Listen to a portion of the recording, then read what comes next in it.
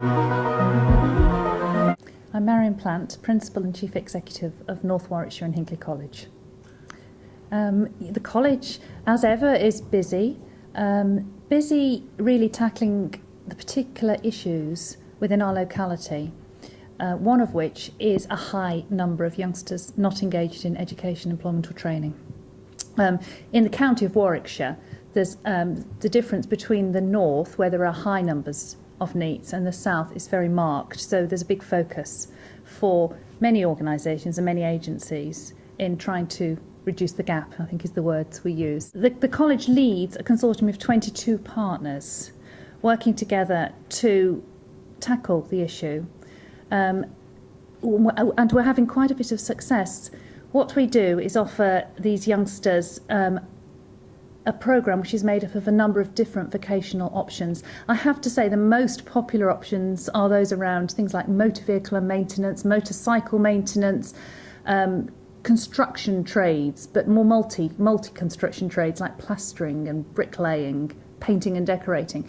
And really, to engage these youngsters, we deliver this away from our main college campus. What we've learned is it's a barrier to many of these youngsters coming into a large college.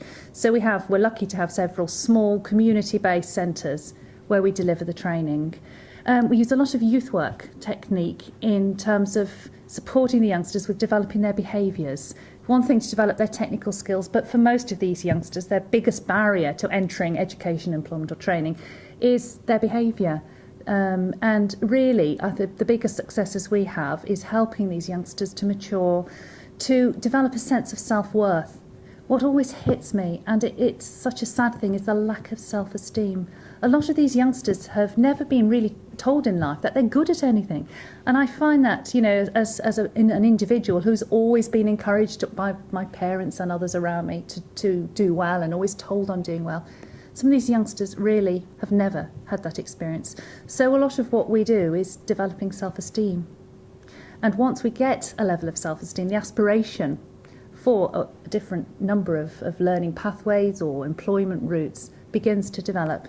So I think the technical skills are almost secondary to developing that aspiration, self-esteem and ambition. Coaching is very interesting. The college, as you will recall, is rated outstanding by Ofsted. And I'm, as college leader, have had the challenge of sustaining, if you like, that level of performance and building upon it. So when we were looking and anticipating our successful Ofsted outcome, we began to identify strategies that would take us beyond outstanding. And one thing we did was we had a cultural audit of our college culture. And what it showed us, not entirely to my surprise, but the strength of what it showed us was that we had a very passive defensive culture. One where people did their jobs and did them well and by and large enjoyed doing their jobs, but felt unable to express ideas, felt their ideas weren't listened to, felt that there weren't the mechanisms in the college to share ideas, to work together across the college, and tended to look to leadership, to management, to drive everything. And I think we recognised through this audit how much we were missing in terms of the wealth of talent in our workforce.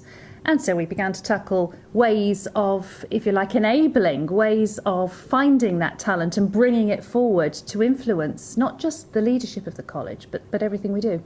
And what we have begun to do is use coaching in our leadership.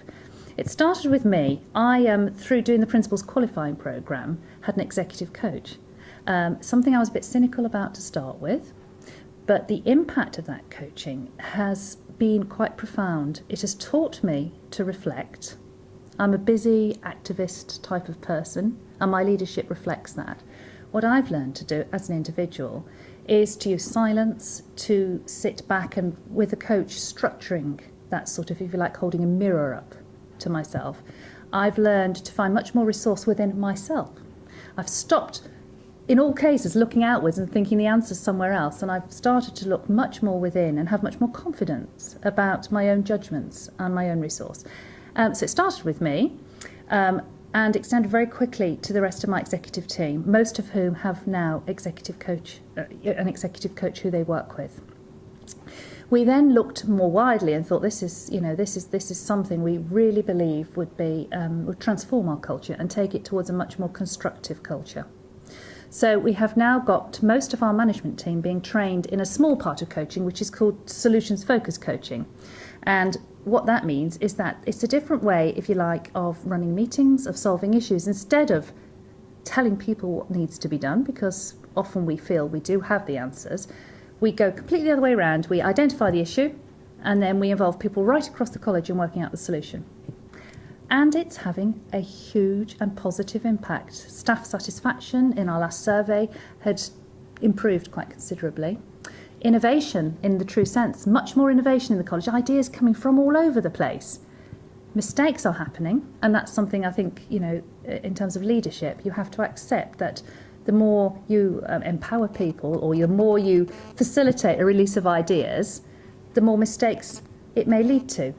But completely, the positive side, the balance is that the college is being led by a much wider team of people now.